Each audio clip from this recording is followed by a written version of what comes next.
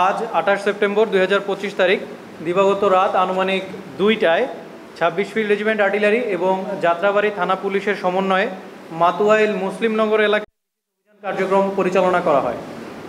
গোয়েন্দা তথ্যের ভিত্তিতে সন্দেহভাজন হিসেবে ফারুক নামের একজন ব্যক্তিকে তল্লাশির সময় তার কাছে 1000 টাকার একটি এবং 200 টাকার একটি জাল নোট পাওয়া যায় এবং মোবাইলে কয়েকটি অস্ত্রের ছবি পাওয়া যায়।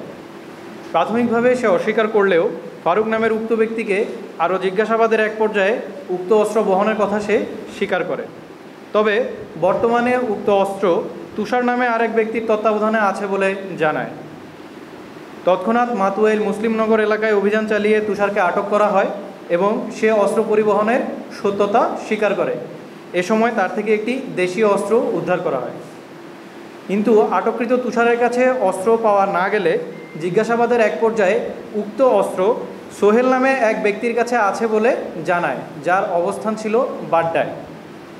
উক্ত দুই আসামির মাধ্যমে সুকৌশলে ফাঁদ পেতে সোহেলকে অস্ত্রসহ যাত্রাবাড়ি এলাকায় আনা হয় এবং অস্ত্রসহ গ্রেফতার করা হয়। উল্লেখ্য যে আটককৃত ফারুক, তুষার এবং সোহেল এদের নামে সন্ত্রাসী কার্যক্রম, গাড়ি পোড়ানো, চাঁদাবাজি সহ একাধিক মামলা রয়েছে।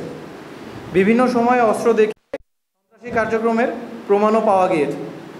আটককৃত ব্যক্তিদের কোনো সুনির্দিষ্ট রাজনৈতিক সংশ্লিষ্টতা না থাকলেও ভাড়াটে হিসেবে যে কোনো রাজনৈতিক দলের হয়ে কাজ করার অভিযোগ পাওয়া গেছে।